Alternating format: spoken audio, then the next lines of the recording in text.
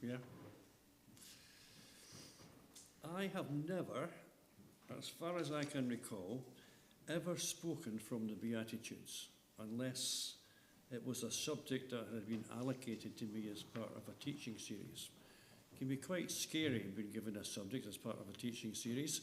The only consolation is that you're usually given maybe 6 months' notice, so you've got plenty of time to prepare, although half the time you don't prepare till the last minute.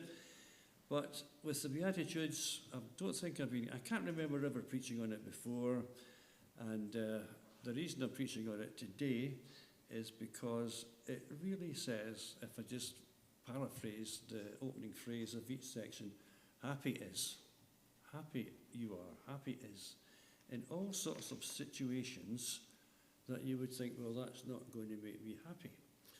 And there's been quite a lot of situations in my life this year where things have not gone as we or our family planned.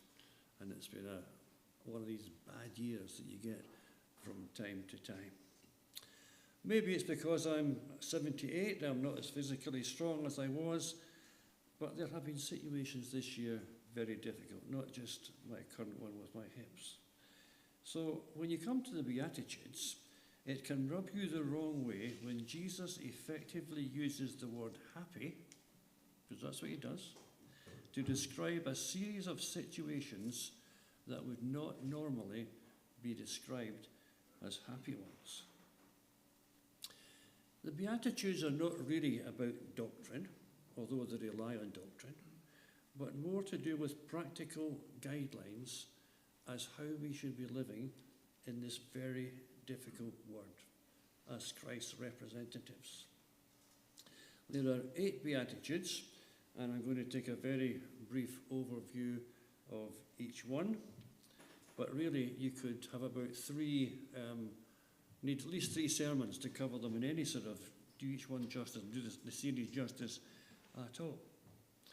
And as I said, what makes it difficult is the use of the word blessed or happy at the beginning of each. Who's familiar with Bible Gateway? One or two? If you look up this passage in Bible Gateway, there are about 50 different translations that you can look at to see what it says about these words, blessed is the man or whatever. In about 5 of these, they use the word happy. All the rest, and more or less all the rest, say blessed. However, among these 5 are 2 that I thought were particularly interesting. One is called Young's Literal Translation, and the other one is called Phillips' translation of the New Testament, which I'm sure you've heard of. But more than that, my commentator friend Matthew Henry, whom much of the wisdom that comes from me doesn't come from me, it comes from Matthew Henry, by the way, but he's a great guy, or he was. But in his commentary, he also uses the word happy. Now, his commentary dates from the 16th century. He died in 1714. And Young's literal translation was published in 1862, so that's pretty old. So we have these, they have credibility above some of the more modern translations, like the Message or even the ESV or whatever, because they tend to go back to the basics. So what does blessed actually mean? Well, I may have told this story before, because it's a favourite story of mine. If I have, I'm sorry, but way back in the 1970s, I'm not trying to prove I'm 78, but it was back in the 1970s, we had a preacher up in Glasgow. He was an Anglican vicar from Hove in Sussex, and he was preaching on Psalm number 1. And Psalm number 1, if you recall, starts off, how blessed is the man whose delight is in the law of the Lord, and so on. Oh, how blessed is the man. And this guy, Ian Barclay, took great pains to explain that this word blessed wasn't some just random word that was there. It actually meant something quite significant. It meant, oh, the bliss of the man. Oh, the extreme happiness of the man whose delight is in the law of the Lord. So when you experience bliss in any way, you are experiencing being blessed, but you wouldn't normally say blessed. You could be eating delicious food, it could be blissful. But you would say, oh, I've been blessed with a lovely meal. But it's more than that, it's blissful. It's the extremity of happiness, as it were. And we've all been blessed. All of us have been blessed in many ways. And we bless God. It's a way of saying thank you. We bless other people because we want to thank them and give them a little bit of bliss in their lives. And hopefully we count our blessings, or count the blisses, if that's a word, that we have as we go through life. But what about this passage here? Let's take a look at what's happened. At the beginning of the passage, we find that Jesus has gone up a mountain and sat down, and his disciples came to him. Sitting down to speak was actually quite a common thing for people in authority in the Jewish world to do. They would gather people around and they would sit down, but they still speak. It was almost a sign of authority that they didn't need to stand up. So they would sit down and they would speak. Jesus has gone up a mountain, sat down, his disciples came. Not a special mountain, by the way. We don't know anything about what this mountain was. There's no name given. Not some mountain that people would go to for some special occasions. Not a special place, just a mountain. But it nevertheless was a mountain. Couldn't he have met his disciples on an easier location rather than have them climb a mountain? When the law was given in the first place, God came down to the mountain back in Exodus. This time, he's gone up the mountain. When he came down the first time to give the commandments back in Exodus, there was thunder and lightning. Nothing like that here. More like this still small voice of Jesus seated before them. The first time God came down to the mountain, people were ordered to keep their distance. This time, they were invited to draw near. And that's the situation with us today. Really, we can imagine a situation that we've had an invitation to go out somewhere, whether it's a hill or a mountain, and climb up to meet Jesus there because he wants to talk to us. But sometimes climbing a mountain or even a hill to draw near to God is difficult. For some reason, although to be in Jesus' company can be bliss, it is sometimes difficult to summon up the resolve and the energy to actually do it. Not to climb a literal mountain, but to overcome whatever obstacles there are between us and spending time with Jesus, listening to his voice through his word. So it can be difficult. It does take resolve, but when we get there and have made the effort, it's always going to be worth it. Always, if we spend time with Jesus. I don't know if how many of you will know a little song that we used to sing in Sunday school. I was going to get you all to sing it, but Rob's tied up with the children. So I'll sing it to you. If you all know it, very short, then we can join in. It goes back to my childhood, and it's this. Climb, climb up Sunshine Mountain, heavenly breezes blow. Climb, climb up Sunshine Mountain, faces all aglow. Turn, turn your back on doubting, look to God on high. Climb, climb up Sunshine Mountain, you and I. How many of you have heard that before? Nobody. If Jenny had been here, I'm sure she would have known it. But anyway, it's a thought. Climb the mountain. Go what you need to do what you need to do, go what you need to go in order to be with Jesus. There's a verse in Psalm 34 says this, those who look to him are radiant. Their faces are never covered with shame. Heavenly breezes blow if we're in Jesus' company. There's a psalm that says this, Psalm 4, verse 6. Many, Lord, are asking, who will bring us prosperity? Let the light of your face shine upon us. Is that our prayer? We've got to go into his presence, really, to experience that. You see, the word says in Malachi chapter 3, he will sit, not stand, he will sit as a refiner and purifier of silver. He will purify the Levites and refine them like gold and silver. Then the Lord will have men who will bring offerings in righteousness. As we go to God, as we climb the mountain to meet him, as we listen to him, as he talks to us, he will refine us and purify us. And then he will have men and women who will bring offerings in righteousness. In each of the Beatitudes, there is a promise for now, a present blessing, and then a future blessing. And the first one is this.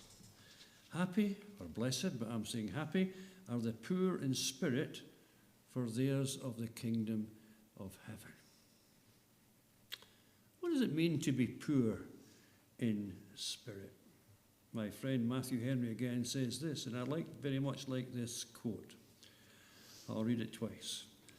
Poverty of spirit is a gracious disposition by which we are emptied of self in order to be filled with Jesus. I like that. Poverty of spirit is a gracious disposition by which we are emptied of self in order to be filled with Jesus. To be contentedly poor. Well, willing to be empty of worldly wealth if that is God's will for us. Jesus wants us to know what it is that will really make us happy. What does a happy or a blessed person look like? What Jesus wants us to see here is that true happiness, true bliss, true blessing is not found by chasing after things in this carnal world. We are not going to find happiness or bliss there.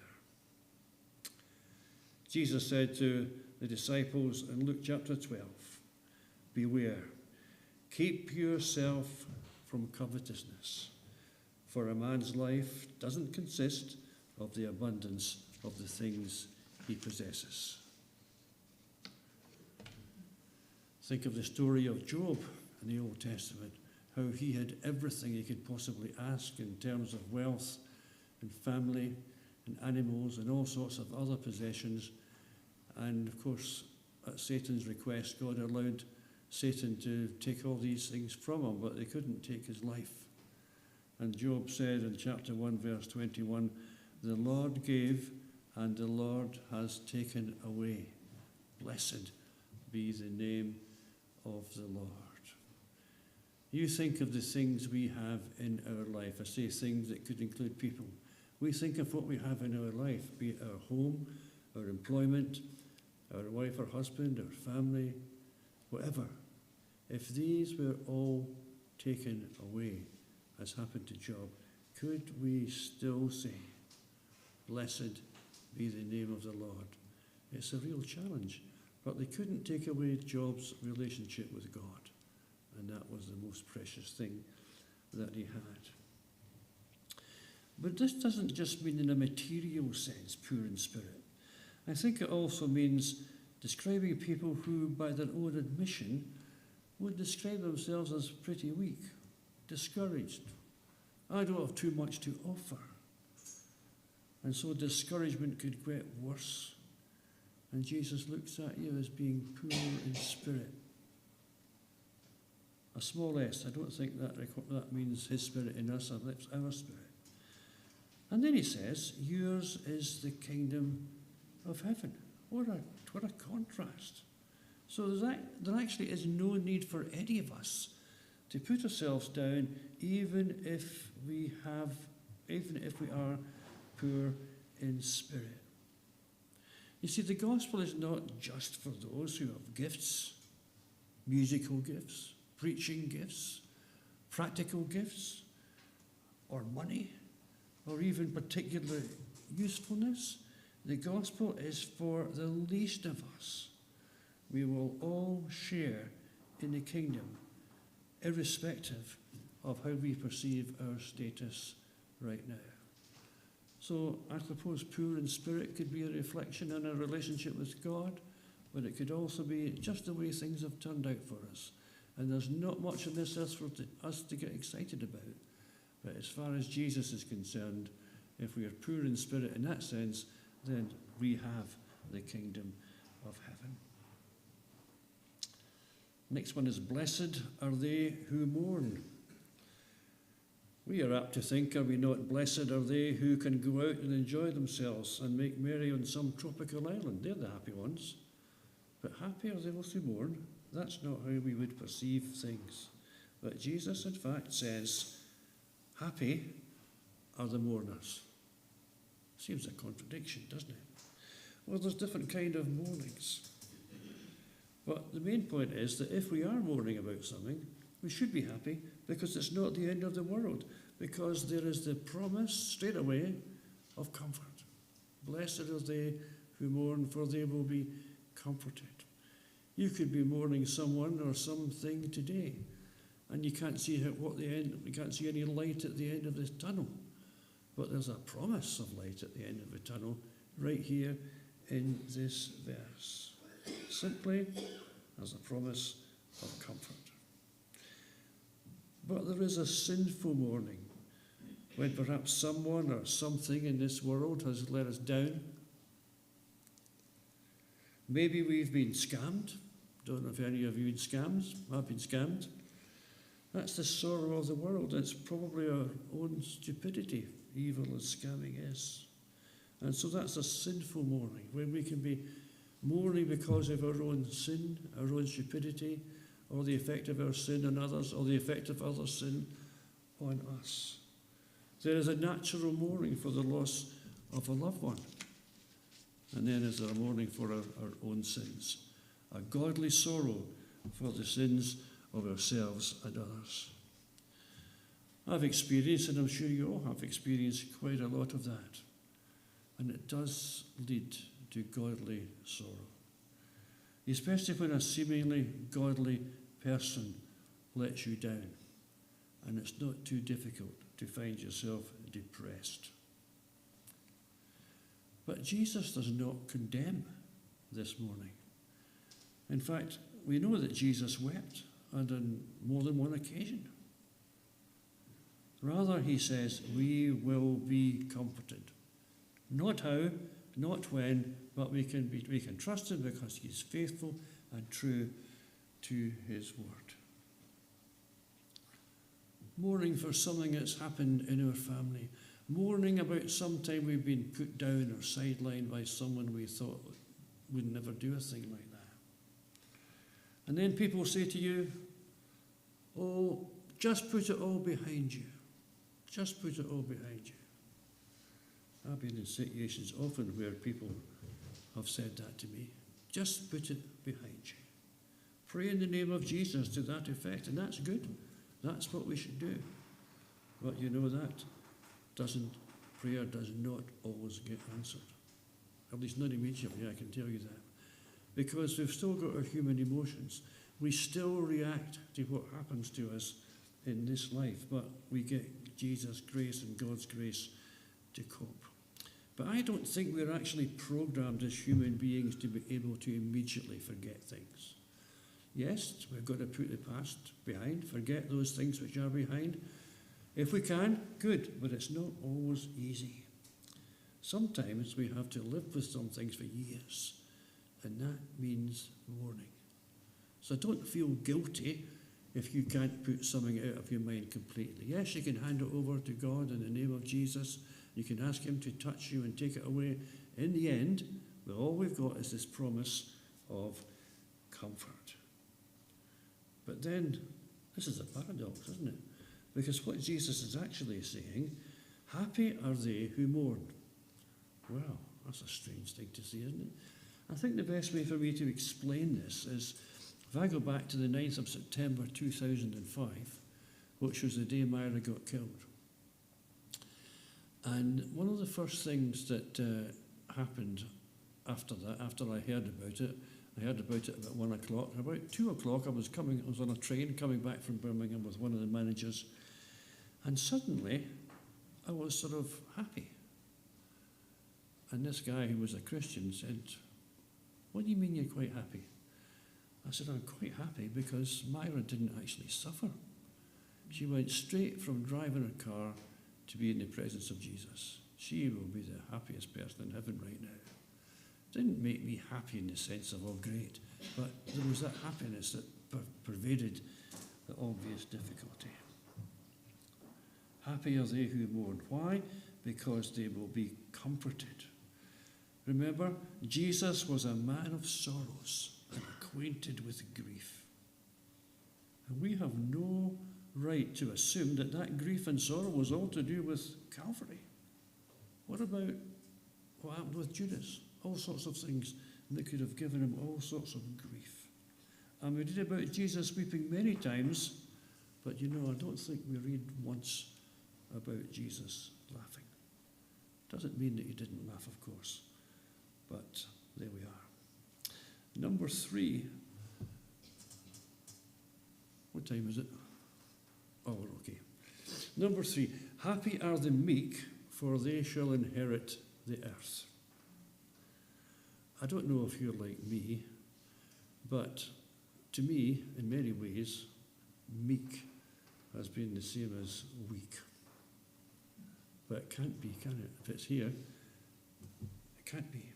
Happy are the meek, for they shall inherit the earth. So I decided to get myself a definition of the word meek, and it says this. A meek person is quiet, gentle, willing to submit to others, often described as mild-mannered and lacking a forceful personality. While traditionally associated with being a pushover, modern interpretations, particularly in a spiritual context, define meekness as having power but exercising restraint and gentleness rather than aggression. And I think that's a very nice picture of meekness. But I can't think I would ever qualify as meek by my definition. But if I take the last part of the definition above and lived by that, I'd be a better person, exercising restraint and gentleness. I am one of these people that doesn't suffer fools gladly. The first time I criticised a church leader and I thought I was doing the right thing, but perhaps there was some sort of hidden aggression there that just wasn't God's way. So think about that. I speak against myself there. Blessed are the meek, for they shall inherit the earth. Meekness, however ridiculed and maligned, has a real tendency to promote our health, our wealth, our comfort, our safety, even in this world. It's actually a very good quality. In fact, you could say that meekness is the opposite of weakness because of its outcome. Because the meek will live quieter lives rather than turbulent lives. It doesn't mean you can't speak out sometimes, but you just got to do it in the right way. And hopefully you'll be more effective. And what's the promise? They shall inherit the earth.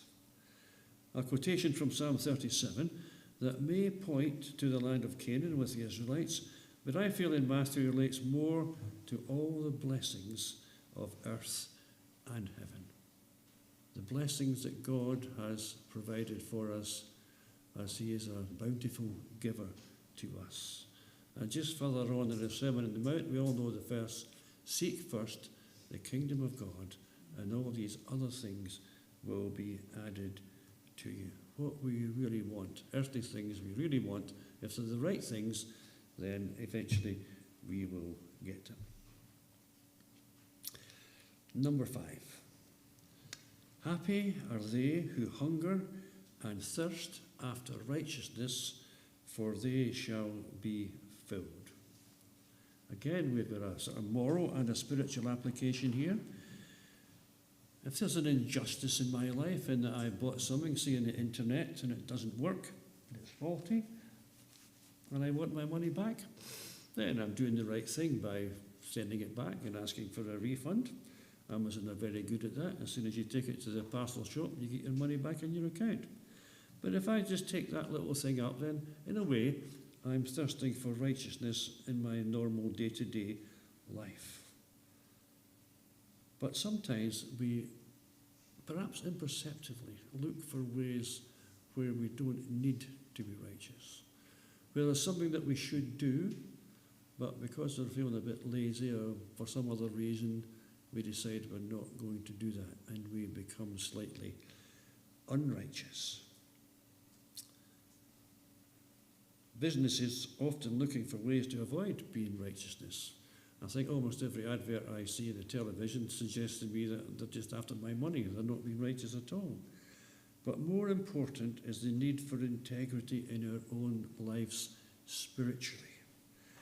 The only person ever to have been born righteous is Jesus himself. He is the only one who was without sin. In Romans 3:23 we read these words,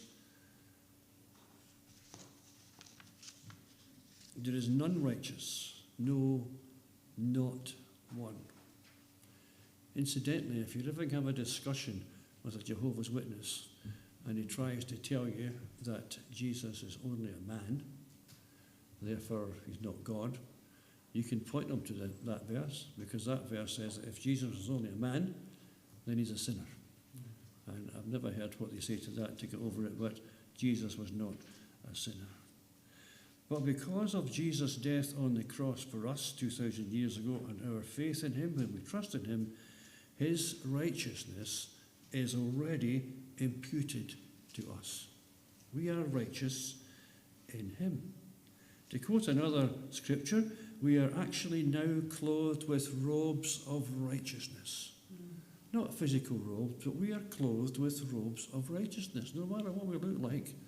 In a sense, no matter what we've done last week, provided we've gone back and kept close to God and asked for forgiveness. Our robes of righteousness, in a sense, actually it's singular, it's Jesus. Our robe of righteousness is Jesus. We are in him, and he is in us. So think of Jesus as your robe of righteousness. But that could be an oversimplification.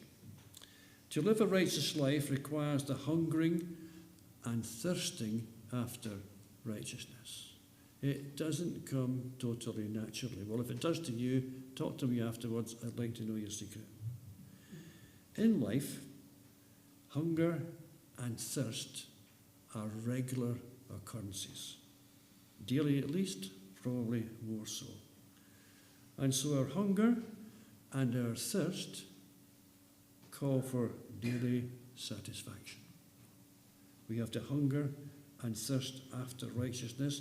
It's an accomplished in an eternal sense in Jesus by our salvation, but it has to be accomplished in an ongoing sense by engaging with Jesus through his word, through prayer, or even praise, so that my propensity for righteousness is constantly being topped up.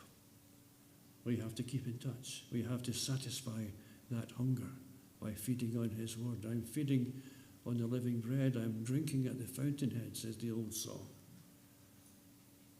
If I do that, if I do hunger and thirst, I will be filled.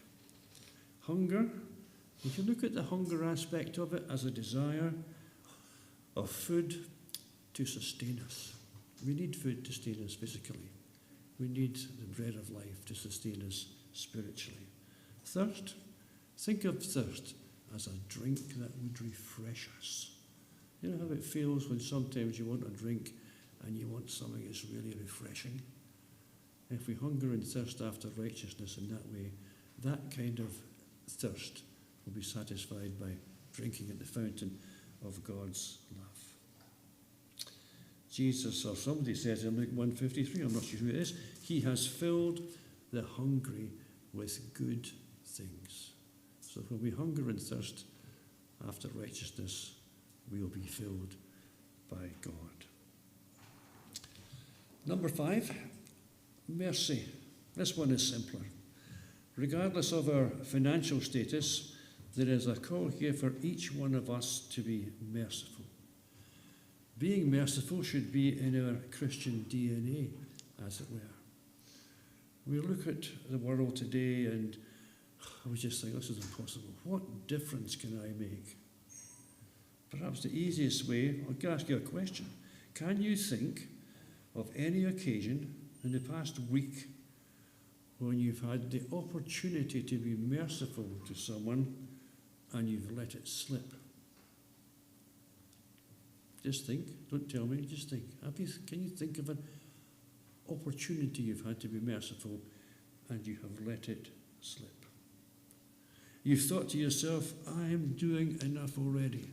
I'm committed to this and to that, and I'm not doing any more. Well, you say, I give to the church, I give to this charity, I give to that charity, I'm sort of doing my bit. Or you might say, well, if I saw a beggar, I might give him something, but equally, you might walk past them and say it's not my problem.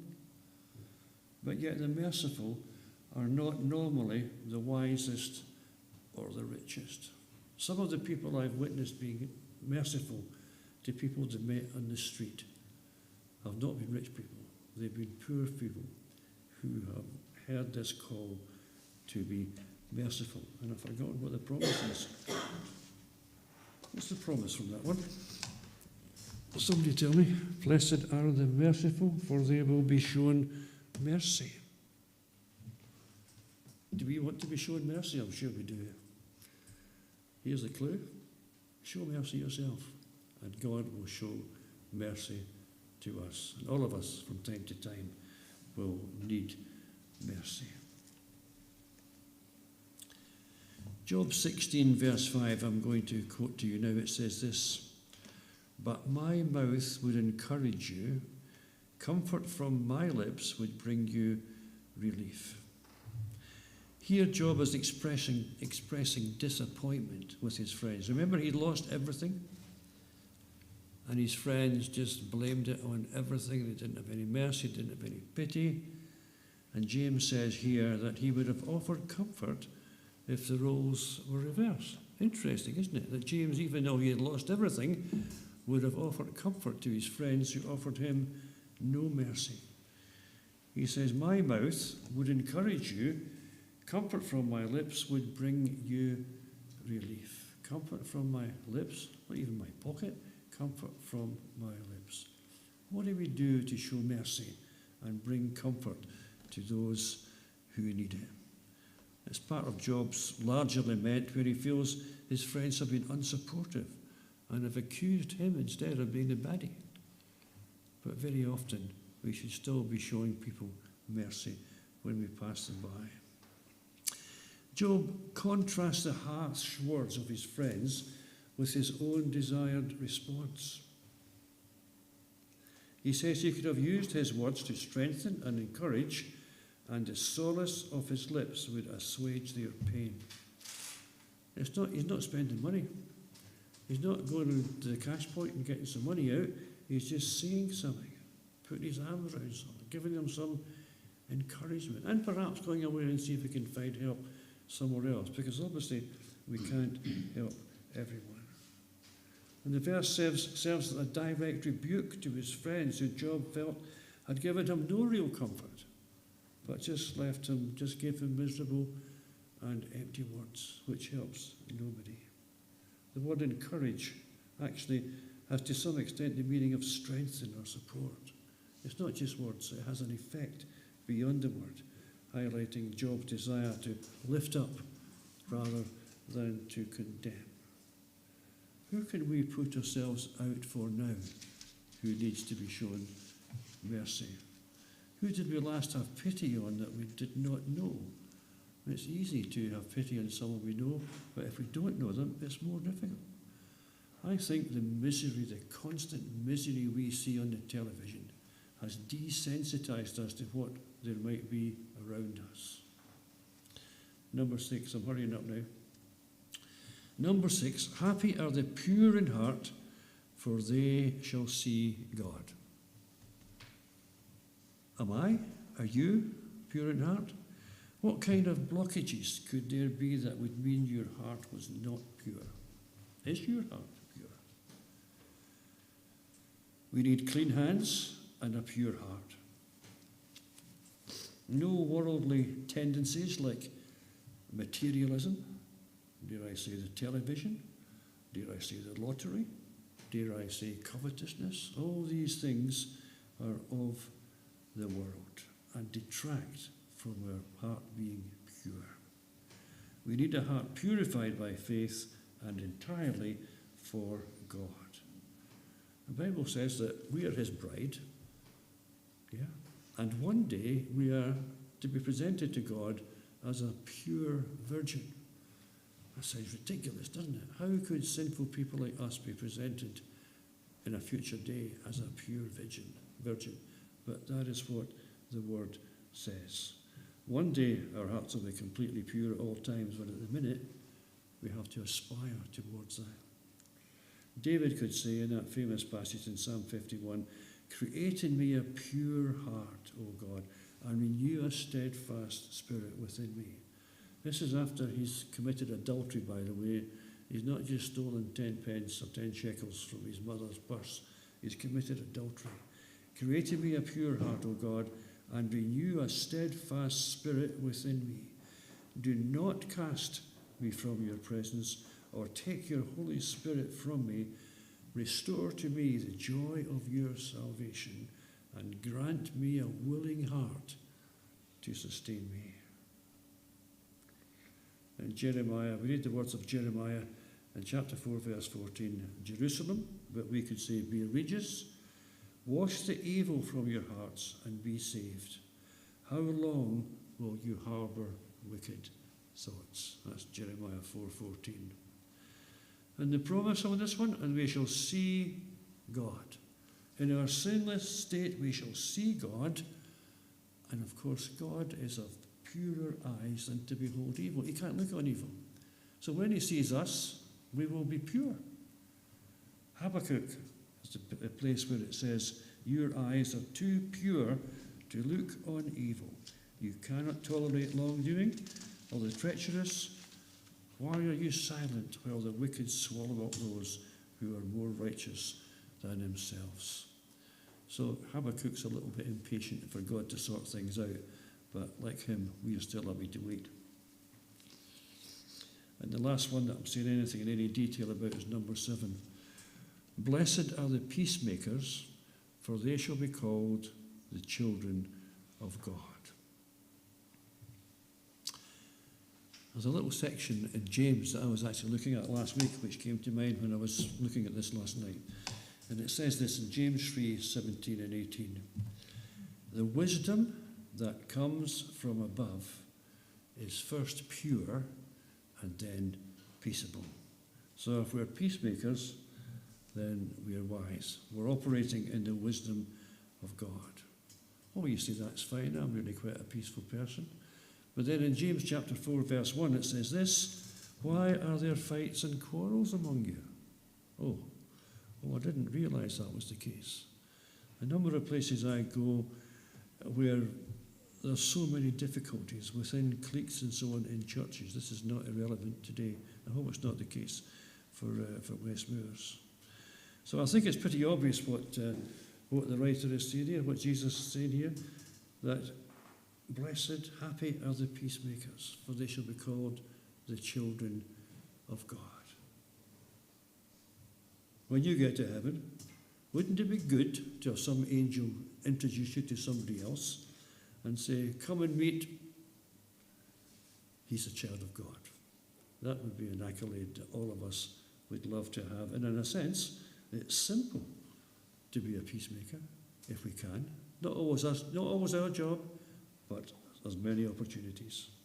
How much time have you and I spent being a peacemaker? By the way, note the word is not peacekeeper, because that just means may just mean avoiding the issue. But being a peacemaker is a bit more.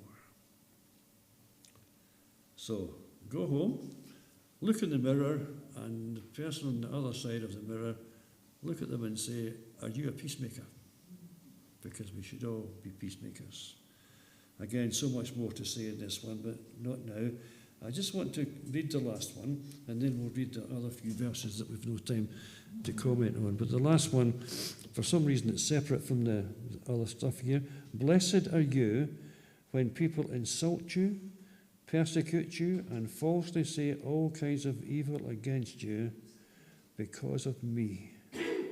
Rejoice and be glad, because great is your reward in heaven. For in the same way they persecuted the prophets who were before them. It's about 3 or 4 times as long as all the rest. But it's perhaps the most important one, because if we are being faithful witnesses for Jesus where we are, then we are going to get insulted. We are going to be regarded as stupid from a different planet or whatever. And our life's not going to be particularly easy. But then the reward here is even greater. Great is your reward in heaven. We don't even do it for rewards, do it. We do it because we love Jesus and because he's done so much for us. But nevertheless, we've got a fantastic reward.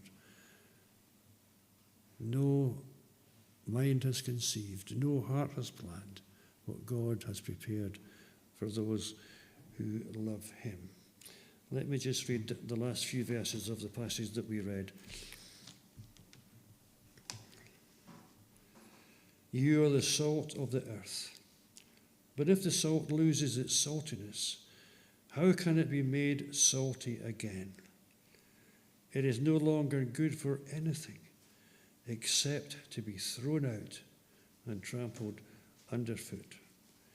You are the light of the world. A town built on a hill cannot be hidden. Neither do people light a lamp and put it under a bowl. Instead, they put it on its stand, and it gives light to everyone in the house. In the same way, let your light so shine before others that they may see your good deeds and glorify your Father in heaven. Thank you for listening.